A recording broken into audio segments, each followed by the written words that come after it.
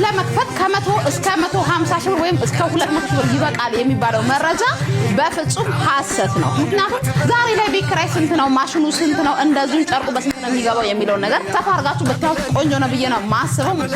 በደንብ ቆንጆ ተደርጎ ቤቱን አሳምሮ በደንብ ኢንቨስት አድርጋችሁበት ከልባችሁ ነው መስራት ያለባችሁ። እስከ ስንት ብር ድረስ እኔ መነሻዬን እነግራችኋለሁ። ስለዚህ ይሄ ከ100 እስከ 200 ሺህ ብር ይበቃል የሚባለው መረጃ ብዙም ትክክለኛ መረጃ አይደለም። እግረ መንገዴን ሽፎኔን እያሳያችሁ ነው። ፍሬሽ ፎን እንዴት አያችሁ? ያምራል አይደል? ይሄ ሽፎን 3 አይነት ከለር አለው። አይታችሁት ነው የምትሉት።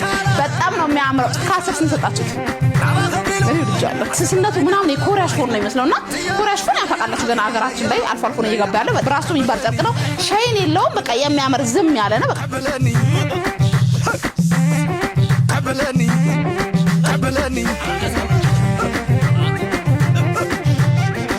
ለማንኛውም ሶስተኛው ከለር ይሄንን ይመስላል። በጣም ነው የሚያምረው። ብሉ ነው፣ ደስ ይላል። ላይት የሆነ ብሉ ነው። እጅግ በጣም የሚያምር ብዙ ሰው ይወደዋል ብዬ ተስፋ አደርጋለሁ። ነጠላችን በጣም ትልቅ ነው። ዋው! አድራሻችን ሰሚት ኩሪሊቱ ዳቦ ነው የምገኝ። ፍሬሽ ፎን ነው። ወዳቻለሁ። መልካም ጊዜ ነው።